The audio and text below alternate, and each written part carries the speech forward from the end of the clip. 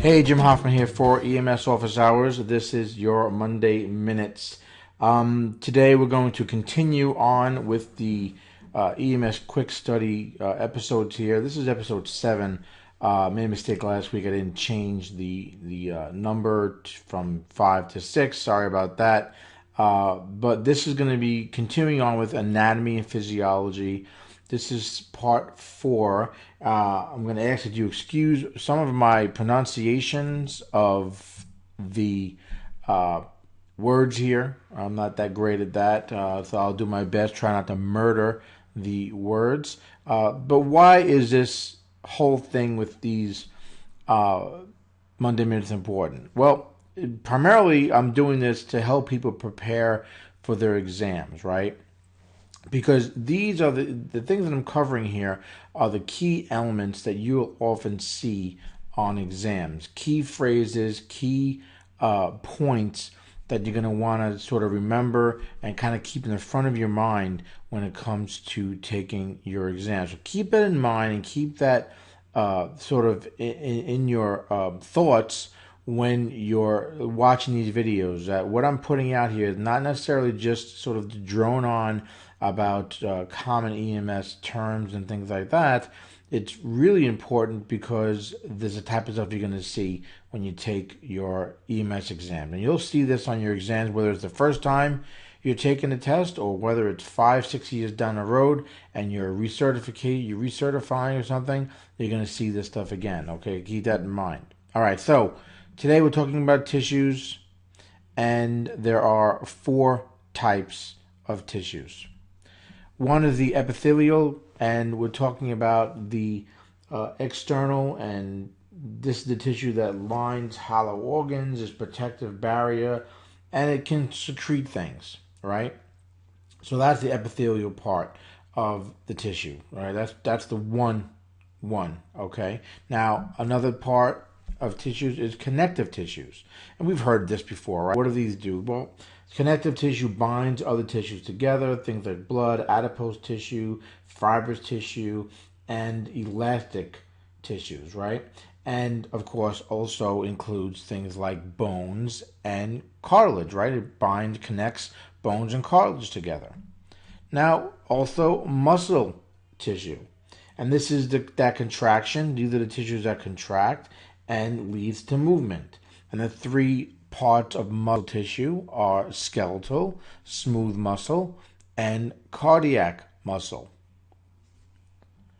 And the last one we're going to talk about is nervous tissue.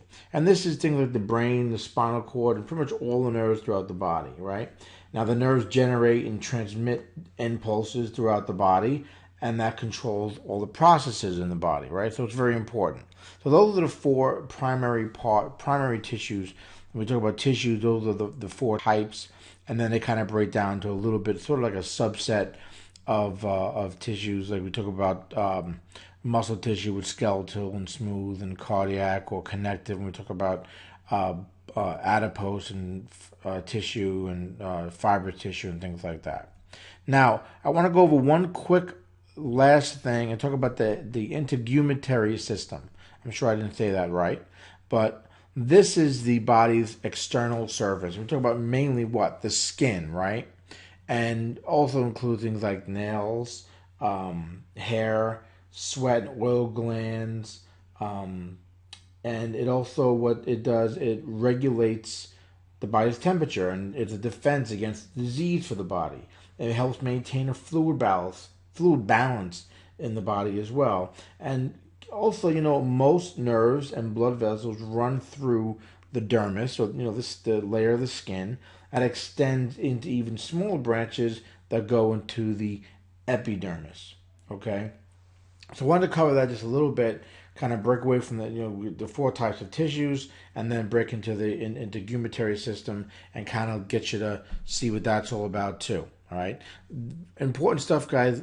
Look at these words. Look at what is included in the system, because again, this is what you're going to see on test. Okay, they might ask, what's included in that, or what system is the skin involved in, right? They might ask you, what 3 types of muscle tissue are there, right? And you'll know it's skeletal, smooth, or cardiac, right? They might ask you what to name some connective tissues, and you'll have to know what those are, right? So this is all the type of stuff you'll see on exams. This is not earth-shattering. It's not the type of thing where you're going to, take such great care of your patient because you found this information out. This is the study guides and the EMS Quick Study resources here, episodes I'm putting out to help you focus on exams and what you'll see commonly on exams. So I hope you can use these Monday Minutes. If you haven't seen some of the previous episodes, go back. There's a special section here on the blog for EMS Quick Study Help, and check out all the previous videos. When this is all done, there's probably going to be many, many, many videos that you can come back and rewatch and focus on those areas that you think you need a little more help on before you go and take that next exam. Now, if you want to go ahead and jump ahead of me and get all this stuff up front, a lot of this content that I'm putting out is all part of the actual physical book or digital resource we have on the website called the EMS Quick Study Guide. And again, this is the meat and potatoes of any EMS course. Okay, great to review before you go in for that next exam. Or if you're kind of struggling with something, you can get a quick overview of terms or subjects that you're having issues with. Okay, this really does give you that one-stop sort of resource on the key points and the key topics that you find on state and national exams. Trust me, guys, I have taken this book myself and used it just before every exam, including FISDAP, okay, and have succeeded without a problem. Okay, so if you've ever wanted the basics and that's kind of crammed in for you into a nice, 100-page, it's a little bit over 100 pages.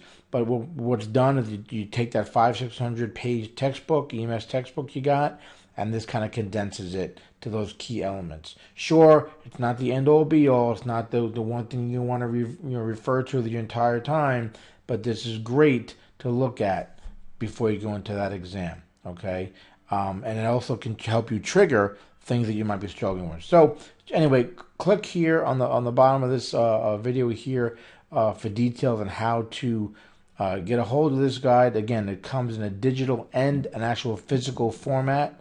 So go ahead and check that out and get some more details by clicking the link here on the bottom of the video. Guys, that's it for me. I hope you can use these Monday Minutes. As always, you have some minutes of your own, something you want to see here on EMS Office Hours, send them over to me. It's contact@emsofficehours.com. Until next time, as always, Jim Hoffman, stay safe.